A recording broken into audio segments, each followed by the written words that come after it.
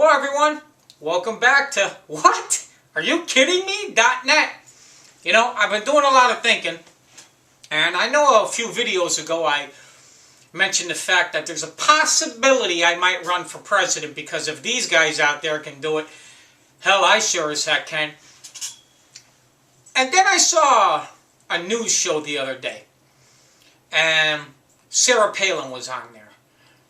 You know, it really made me think, I really think she'd be a great president for this country. I really do. You know, she has that face, that look, that... You know how those politicians out there have that look where you couldn't trust them for anything? And there's a lot of them out there. I mean, there's one in office now. Up in the, he's always in the news, and he has that look that you just couldn't trust him for nothing. You know how, like, when you go into a grocery store and you give them a $50 bill or a $100 bill and they scrape it with the marker to see if it's real? I'll bet this guy could hand a $1 bill or a $5 bill, they look at him and probably scratch it to see if it's real, because he just has that look. But Sarah has that genuine, that smile, that laugh. And you know, when I look at the possible candidates who we got in there, I mean, who want to run the country, I start thinking, okay, we got this one guy who wants to, if he's elected for 2 terms, he'd like to build a moon colony. Well, you just lost me right there. I mean, we've got a nicely built Earth that is being crapped on from people within our own country that we can't take care of, never mind the moon. Then we have this guy who's already got a $100 million trust fund for his children, and that leads me to believe, do I really think he knows what it's like to be an average guy, you know, middle class that he speaks about, who's got to go to the pumps and pay $4 a gallon and that hurts his pocket? Nope. He doesn't know. Do I think he cares? Nope. Not one bit.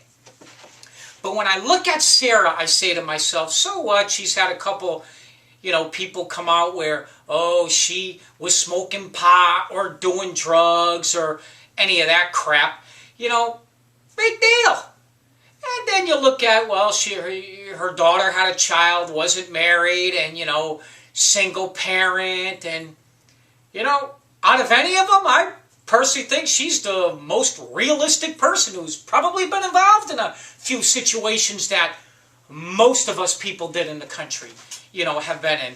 And it strikes me where I really honestly think she would be one tough, hot cookie and do things the right way. But the most important thing is, I really think she would do things for the American people.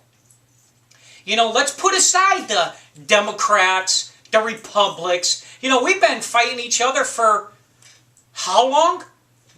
Centuries? I mean, it's no longer about that crap anymore. I mean, it is more than obvious we've got to somehow unite.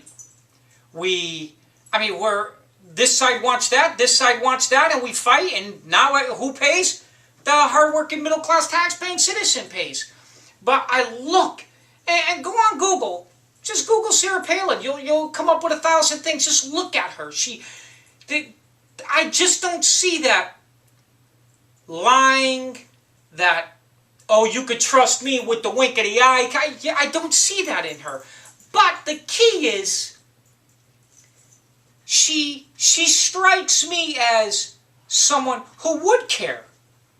Someone who has been in my shoes and your shoes before. She just has that look, and I really hope she decides to run. As a matter of fact, Sarah, if you're listening or you're watching this video, I'm asking you.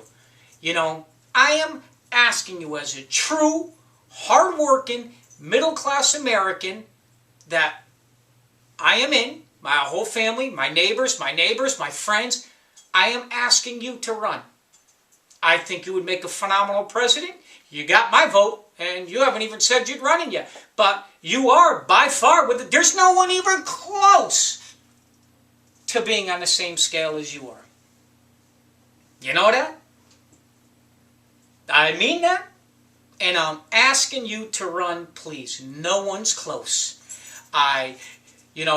Most of these people, they buy their way in. Millions and millions.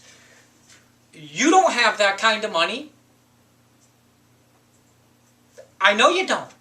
But when I see you, you're the most realistic. You're as close to the middle class than any of these other guys have ever been. So I think you know what it's like to be in our shoes. And I want everybody else to think of that too. Put away, like I said, put those horse blinders on so you don't see Democrat, Republic.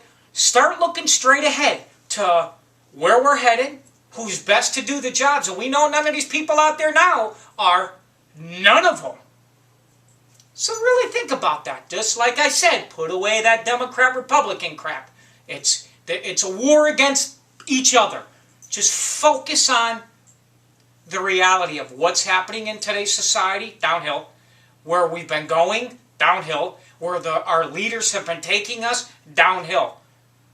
So we got to put someone in there. Let's think about who would be the best person to, even if it's, all right, taking us all the way up, just I'll jump, like a little, here. We'll make it like, okay, here's the flat line. Here's a jelly bean. We went up a little bit. We went up, I'm happy, we improved. You see, you wanna put 2 jelly beans up there. Now we went twice as high. A little bit, but it's above where we're going now. Because if we don't start using our heads thinking, here's what's going to happen. I'll take this mat down. Now we're closer to the table. We're just going to continue to go down. So focus on where we're going and who would be best at the job.